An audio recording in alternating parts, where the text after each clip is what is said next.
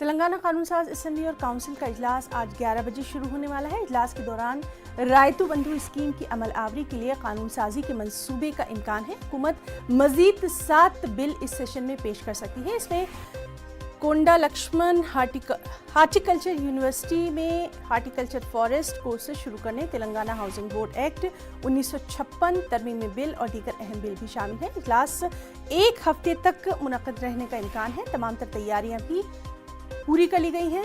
हुकूमत और अपोजिशन दोनों ही इसके लिए तैयार नजर आ रहे हैं।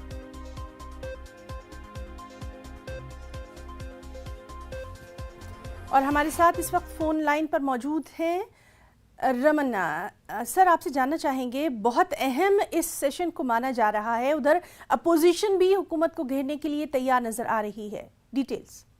हिना, आज से तेलंगाना असेंबली और काउंसिल सेशन शुरू हो रहा है। 11 बजे काउंसिल और असेंबली का सेशन शुरू होगा।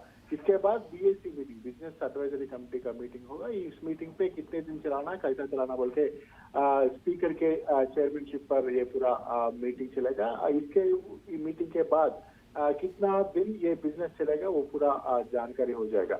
लेकिन 6 महीने के बाद, बिल्कुल लास्ट टाइम असेंबली सेशन के बाद फर्स्ट सेशन, ये पहली सेशन है, 6 महीने बाद हो रहा है।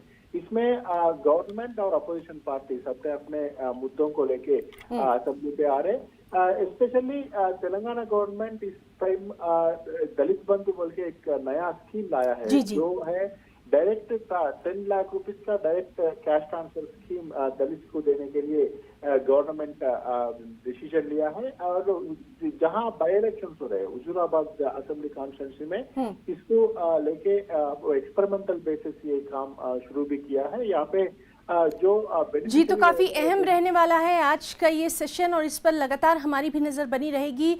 आपका बेहद शुक्रिया अदा करना चाहेंगे तमाम तर जानकारी के लिए।